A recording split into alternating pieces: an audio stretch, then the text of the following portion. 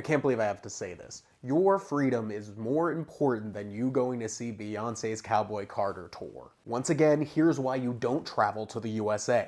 Donald Trump is enacting his mass deportation plan. This has shredded the rule of law in the United States, and he is arresting and deporting people without trial or any due process. And this all culminated on the weekend with the president of El Salvador posting a sizzle reel of the illegally arrested American prisoners being transferred into an El Salvadorian supermax prison named CCOT. And tomorrow we're expecting to have Donald Trump announce a new travel ban that bans 43 different countries, including a complete ban on all these countries, the red list, we have a partial ban from the orange list with all these places, and then we have a yellow list of countries that have 60 days to answer the Trump administration. And that includes all of these countries and all of these countries. And this will end up hurting people living in the US as well, in places that you might not think about, like central Ohio, which has a large Somali population, between 60 and 70,000 people, or the 35,000 Bhutanese Americans that also live there, and around 55 to 60,000 in the state as a whole. And there are people from all backgrounds that will be affected, like Afghans, Eritreans, Sudanese. And here's the list so you can take a screenshot.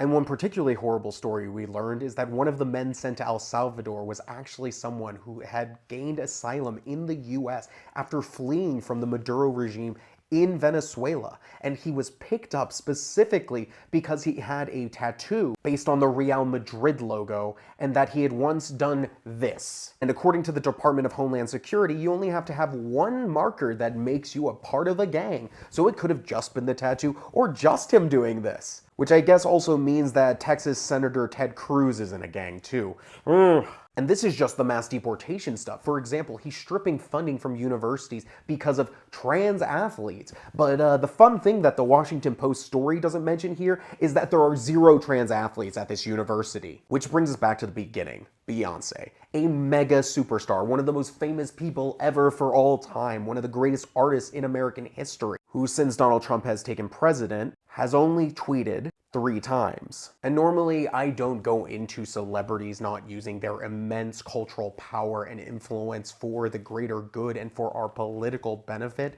but at this point, with the republic collapsing, the fact that someone who has 320 million followers on Instagram alone is not actively trying to fight against the collapse of the republic just reminds me of this. And for some reason, I feel like we've gotten way too far away from the energy we had around the Met Gala, and there is little pressure or energy around celebrity silence at the fall of democracy.